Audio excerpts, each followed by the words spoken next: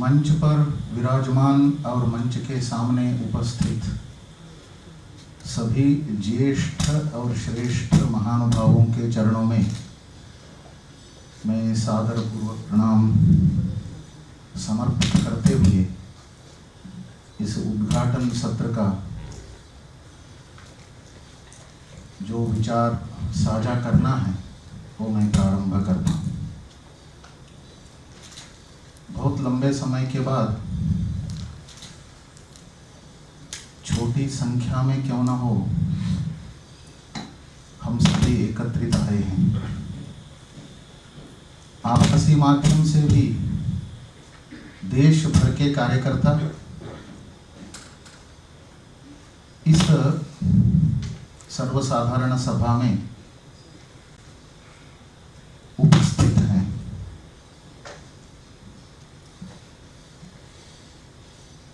डेढ़ वर्ष से अधिक समय से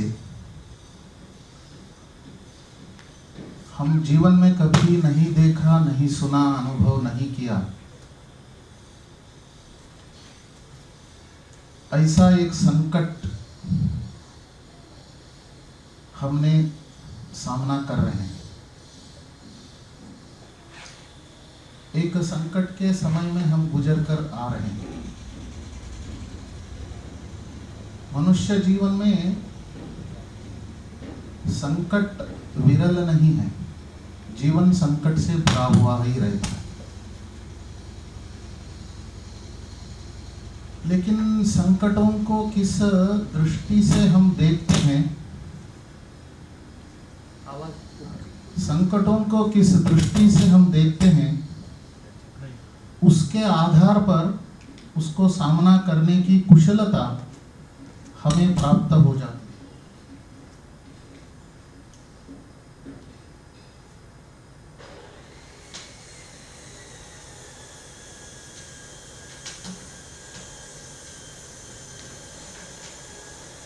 और संकटों को सामना करने की दृष्टि को भी एक शास्त्र का आधार चाहिए, विचार का अधिष्ठान, वैचारिक अधिष्ठान भी चाहिए। जब अपनी दृष्टि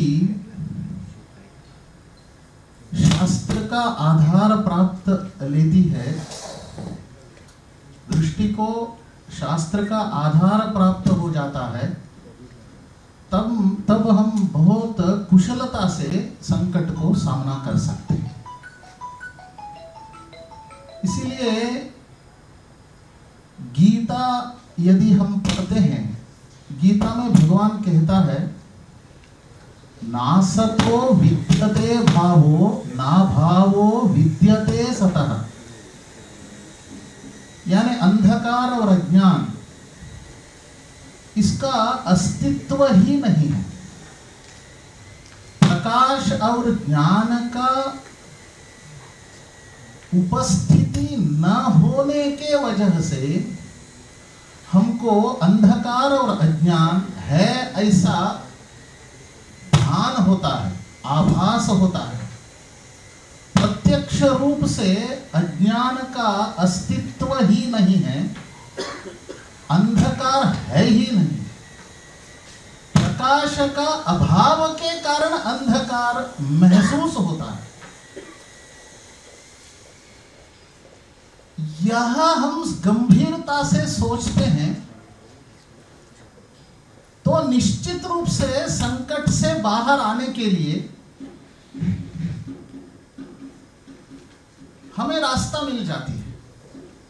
यानी अंधकार को दूर करने के लिए डरने से नहीं चलेगा, केवल प्रकाश को प्रज्वलित करना है।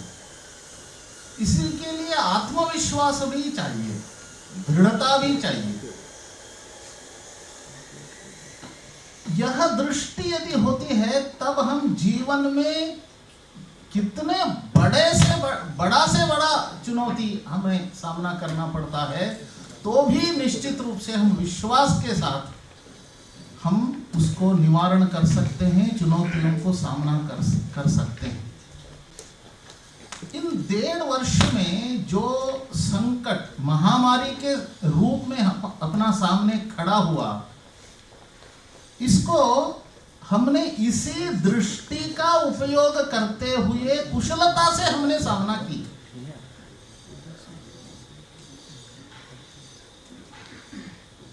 जब संकट आता है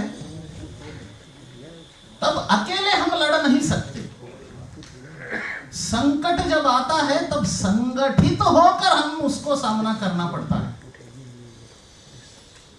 इसीलिए कहा गया है संघे शक्ति ही कलौ युगे।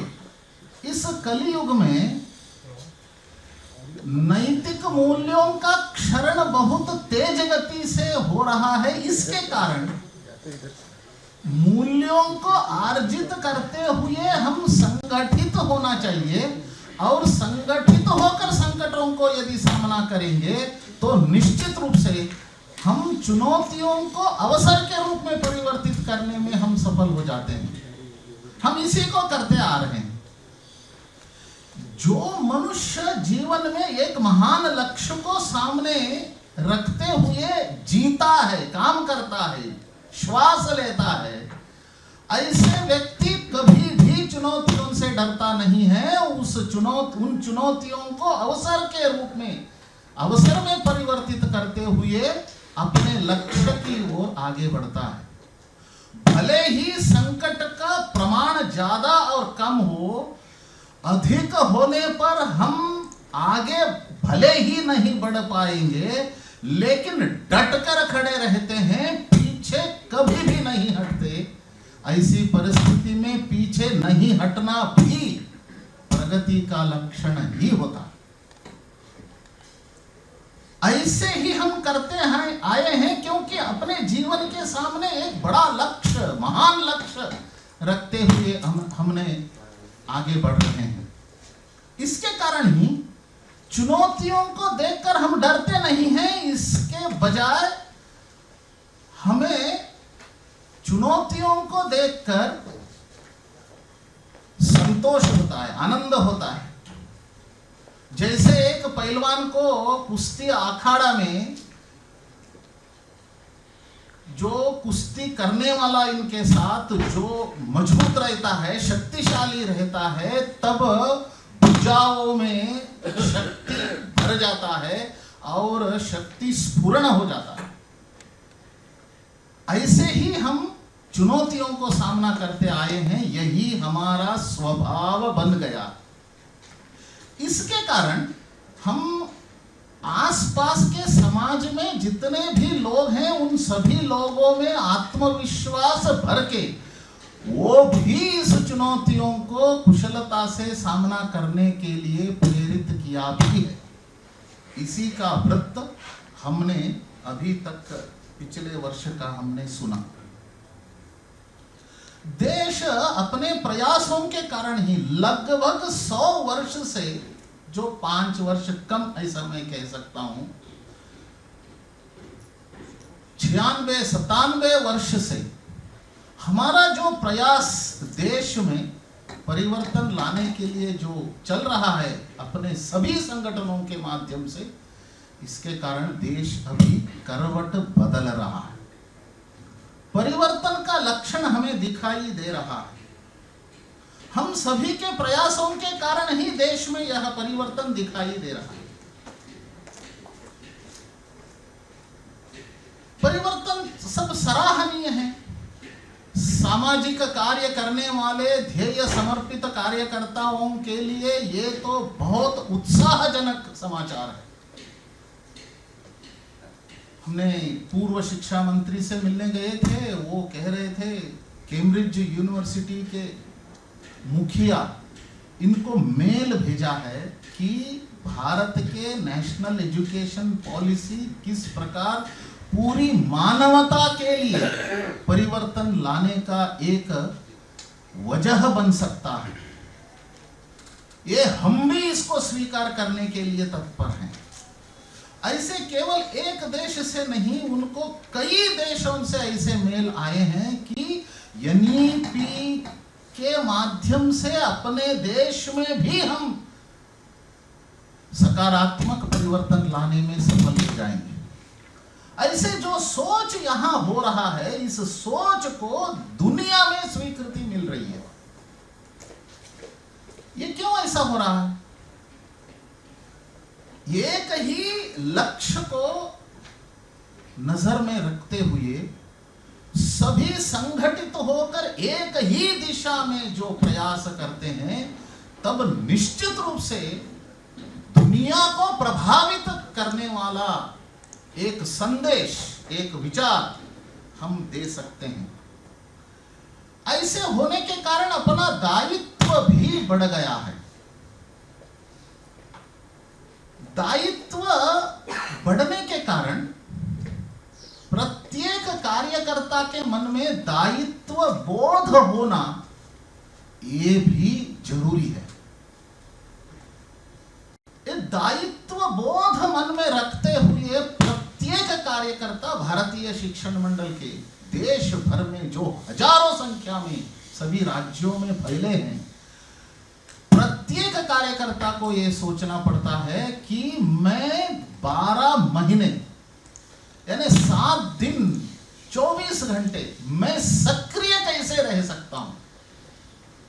चरैवेति चरैवेति इस मंत्र का साकार मैं कैसे किस प्रकार कर सकता हूं, इसके बारे में प्रत्येक कार्यकर्ता सोचना चाहिए। संगठन का विस्तार करना ये मात्र पर्याप्त नहीं है, संगठन में गुणवत्ता भी लाना ये बहुत जरूरी है।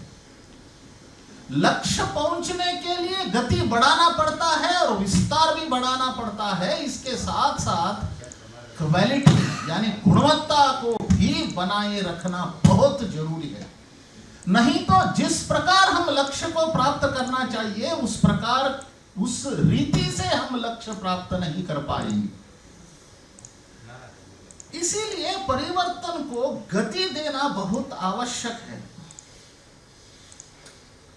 इस 1.5 वर्ष से अधिक समय से हम विशेष परिस्थिति के कारण, कोरोना महामारी के कारण बाहर निकल नहीं पाए।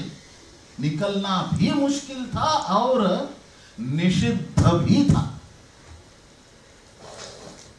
बाहर घूमकर हम कैसे कार्य में परिवर्तन लाने में सफल हुए थे, वैसे घर के अंदर रहते हुए भी हमने इस महामारी को हराने में भी बहुत सफलतापूर्वक सहयोग हमने किया है।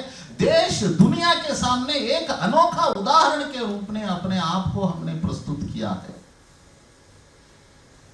यानी जैसी परिस्थिति आती है वैसे अपन के अंदर परिवर्तन लाना यह भी जीवन की एक जीने की एक कला है और कुशलता भी है।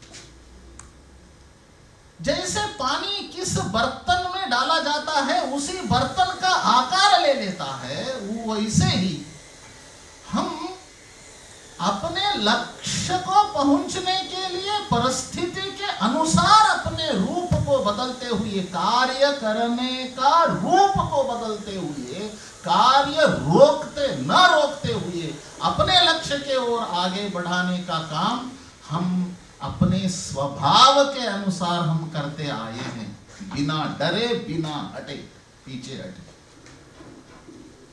लेकिन अभी हम करवट बदलना है, यानी यह एक आदत बन जाता है। बाहर नहीं निकलना, प्रवास नहीं करना, प्रत्यक्ष कार्य करना, प्रत्यक्ष जाकर कार्य करना, प्रत्यक्ष प्रवास करना, प्रत्यक्ष कार्यक्रम करना, इसके लिए कुछ हिचक होता है, हिचकिचावट होता है, क्योंकि आदत लग गया है अभी घर पे ही रहना। बैठक में यदि सूचना आ जाती है तो तुरंत पूछ लेंगे ऑनलाइन है या ऑफलाइन है, हम ऑनलाइन जुड़ सकते हैं क्या, ये पहला ऑप्शन हो जाता है। लेकिन यहां उपस्थित जितने भी कार्यकर्ता प्रत्यक्ष भाग ले रहे हैं और आभासी माध्यम से भी भाग ले रहे हैं, हम सभी ट्रेंड सेटर्स हैं। प्रकृति के साथ नहीं, प्रकृति के परे जाकर काम करने वाले हैं। स्वभाव जो जो स्वभाव है, स्वभाव से भी परे जाकर कार्य की आवश्यकता के अनुसार कार्य करते हुए ट्रेंड सेट करने वाले कार्यकर्ता हम सब हैं।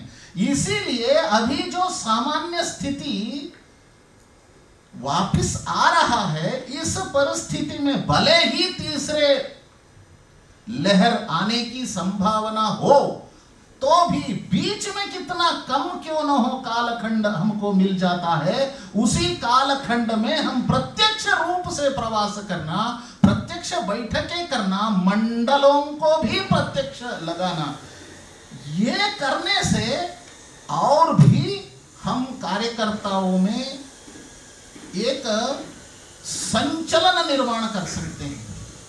बिजली के समान इलेक्ट्रीफाइंग इफेक्ट हम निर्माण निश्चित रूप से हम कर सकते हैं। ऐसे करने के लिए पारिवारिक भाव रखना भी आवश्यक है। आपस में संवाद, इससे पारिवारिक भाव को हम बढ़ावा दे सकते हैं। पारिवारिक भाव यानी दो गुण बहुत आवश्यक है, आत्मीयता और अनुशासन। परिवार यानी आत्मीयता का एक साकार रूप है। बिना आत्मीयता वो परिवार नहीं हो सकता। इसीलिए आत्मीयता परिवार का प्राण है। इसीलिए हम सभी पारिवारिक आत्मीयता से हम जुड़े हैं क्या? केवल बातों में पारिवारिक आत्मीयता का प्रकट होता है आत्मीयता, या उसको हम व्यवहार में उतारे हैं? व्यवहार में वो दिखना चाहिए आत्मीयता। ऐसे हम कर रहे हैं क्या? जब हम व्यक्तिगत रूप से जाकर नहीं मिलेंगे, पहले कष्ट और सुख इसके बारे में चर्चा करेंगे, उनको समझेंगे, परिस्थिति को समझकर बात करेंगे, तब जाकर निश्चित रूप से वो कार्य से जीवन भर जुड़ा रहता है। इसीलिए संवाद बहुत आवश्यक है। प्रत्यक्ष मिलना, संवाद करना, परिस्थिति का आकलन करना और उसको कार्य से जोड़ना। कितने भी कठिन परिस्थिति में हो क्यों न हो, फिर भी कार्य से कितना कम क्यों न हो, उसको जुड़ने का प्रयास हम करना, छूट नहीं देना। क्यों ऐसा करना? करुणा ही नहीं है क्या? ऐसा भी कुछ लोगों को लगता है। अरे इतना कष्ट होते हुए भी आप कार्य करने के लिए क्यों प्रेरित कर रहे हो? इतना परिवार में इतना कष्ट होते हुए भी उसको अल्पकालीन विस्तारक निकालने के लिए इतना प्रयास क्यों कर रहे हो? उनको विस्तारक निकालने का प्रयास आप क्यों कर रहे हो? आपको हृदय ऐसा एक अवयव शरीर में है ही नहीं, ऐसा भी लगता है, कठोर लगता है। ऐसा नहीं है। इमोशंस हैं, इमोशंस रखना ही चाहिए। भावनाओं के बल पर ही हम काम कर रहे हैं, वही आत्मीयता है। परिवार का और एक भाव है आत्मीयता के साथ साथ अनुशासन भी। बिना अनुशासन केवल आत्मीयता परिवार में होता है, तब निश्चित रूप से परिवार से क्या उपलब्धि मिलना चाहिए, परिवार के कारण, परिवार के संस्कारों के कारण जो विकास होना चाहिए व्यक्तियों के अंदर, और परिवार के माध्यम से जो संस्कृति की रक्षा होनी चाहिए, संस्कृति का एक साकार रूप परिवार बनना चाहिए, वो बिल्कुल नहीं हो सकता यदि अनुशासन नहीं हो तो। इसीलिए आत्मीयता के साथ अनुशासन भी आवश्यक है। यहां हम आत्मीयता के साथ ही रह रहे हैं एक परिवार के सदस्य के नाते, लेकिन इसके साथ साथ इस बैठक जो सर्वसाधारण सभा है, इसके नियमों का पालन भी हमको कड़ाई से करना पड़ेगा, ताकि ये सर्वसाधारण सभा की बैठक सफल होती है। अनुशासन नहीं रहेगा तो हम भी बिगड़ जाएंगे। हमारे ओर से जो संदेश जाना रहता है, वो संदेश भी ढंग से नहीं पहुंचा जा सकता। इसीलिए अनुशासन भी बहुत आवश्यक है। अनुशासन के कारण ही हमको लक्ष्य की ओर आगे बढ़ने की शक्ति प्राप्त हो जाती है। मनुष्य निर्माण का कार्य जो परिवार के माध्यम से होना चाहिए वो अनुशासन के कारण ही हो जाता है। मैं उदाहरण नहीं देता हूं, कई सारे उदाहरण, केवल आत्मीयता है, अनुशासन नहीं है, ऐसे घरों में व्यक्ति निर्माण, मनुष्य निर्माण हो ही नहीं सकता। अनुशासन बहुत जरूरी है। इसीलिए व्यक्तिगत संवाद, इसको हम बढ़ावा देना बहुत जरूरी है। अनुशासन क्यों रखना चाहिए? केवल आत्मीयता से नहीं चलेगा क्या? ये प्रश्न को भी हम बहुत गहराई से यदि सोचते हैं, अनुशासन के बिना एक परिवार हो, एक संस्था हो, एक समाज हो, एक देश हो, केवल आत्मीयता के साथ अनुशासन के बिना अपने लक्ष्य की ओर आगे नहीं बढ़ सकता। केवल अनुशासन है, आत्मीयता नहीं है, तो भी ये सफल नहीं हो सकता। ये दो आंखें हैं लक्ष्य की ओर जाने के लिए।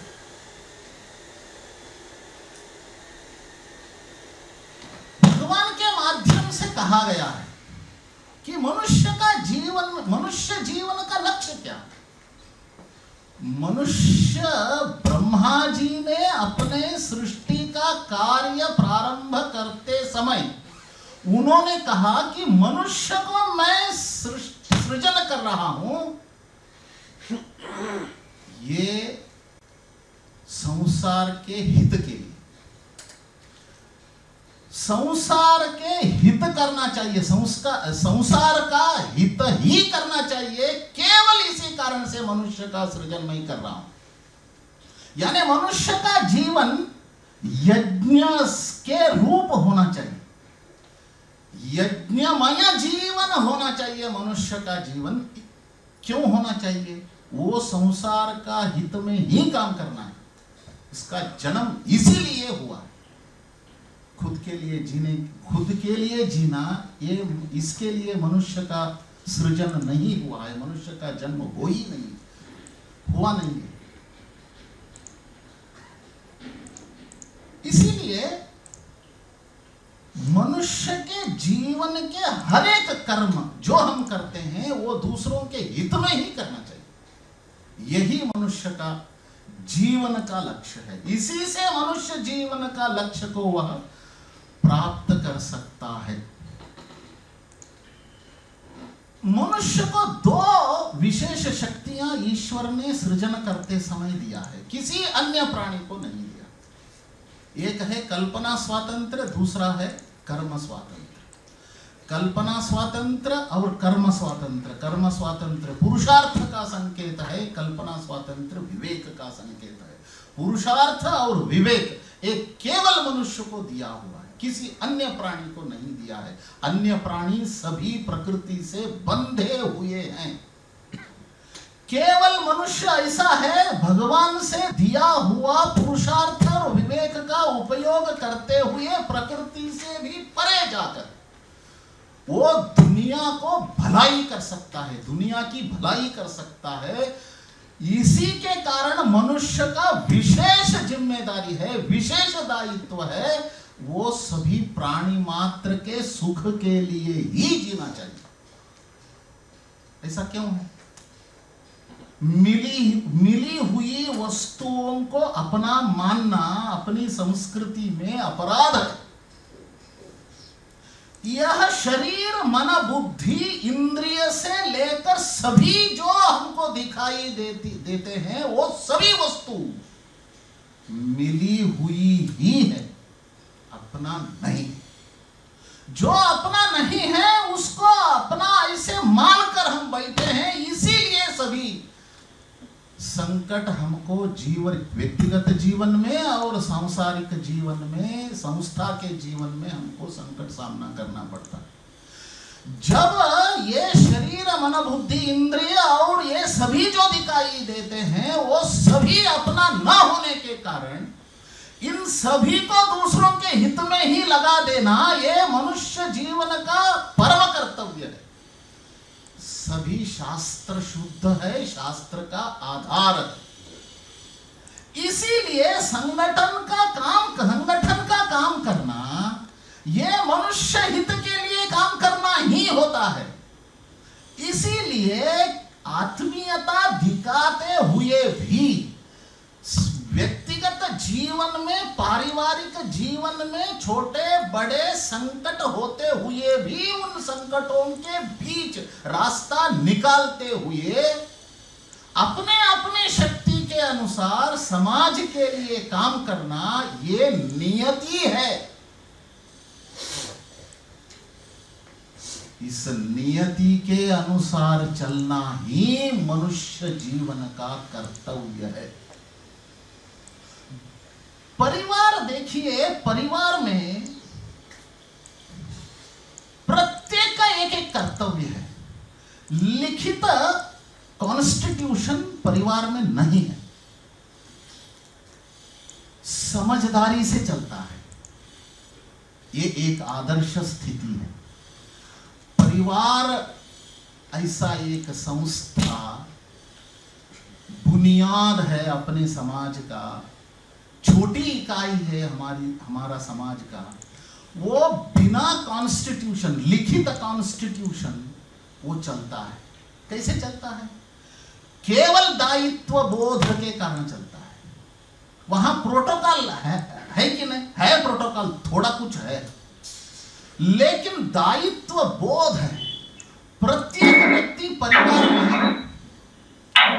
अपना दायित्व को समझते हुए, मार्गदर्शन लेते हुए अपना कर्तव्य का पालन नियमित रूप से करता है, तब जाकर परिवार ढंग से चलता है। यदि एक भी व्यक्ति क्यों न हो अपना कर्तव्य पालन में च्युत हो गया तो परिवार ढंग से चल नहीं सकता। वहां परिवार चलने में बाधा आ जाती है। वैसे ही एक बहुत बड़ा मशीन है, उस मशीन में बड़ा पार्ट भी है, छोटी पार्ट भी है। छोटी पार्ट जो इकाई कुछ चलनशील है, कुछ स्थिर है। जो भाग स्थिर है वो चलने लगा, जो चलना चाहिए वो रुका, तो मशीन चल नहीं सकता। प्रत्येक पार्ट जो मशीन में विद्यमान है वो अपना कर्तव्य को जानते हुए बिना बताए दायित्व बोध के आधार पर करते जाना चाहिए, तब मशीन ढंग से चलता है। वैसे ही सृष्टि चक्र इंटरकनेक्टेड है। प्रत्येक मनुष्य, प्राणी, पेड़ पौधे, प्रकृति, ब्रह्मांड सभी इंटरकनेक्टेड है, एक से एक जुड़े हुए हैं, अखंड मंडलाकारम। ऐसा अपनी व्यवस्था है। ये सृष्टि चक्र संचालन हो रहा है, सभी अपने अपने कर्तव्य, सूर्य अपना कर्तव्य कर रहा है, ये भूमि अपनी कर्तव्य कर रही है। ऐसे सभी अपना अपना कर्तव्य करने में बहुत सावधान से, ध्यान से जुटे हुए हैं। सभी मनुष्य भी इस ब्रह्मांड का एक भाग होने के कारण मनुष्य भी अपना कर्तव्य का पालन करना चाहिए। यदि एक मनुष्य अपना कर्तव्य का पालन नहीं करता है तो वो इस समस्त ब्रह्मांड का जो संचालन हो रहा है उस संचालन को बाधा पहुंचाता है। एक व्यक्ति कर्तव्य पालन से च्युत होगा तो निश्चित रूप से वो बाधा हो जाती है।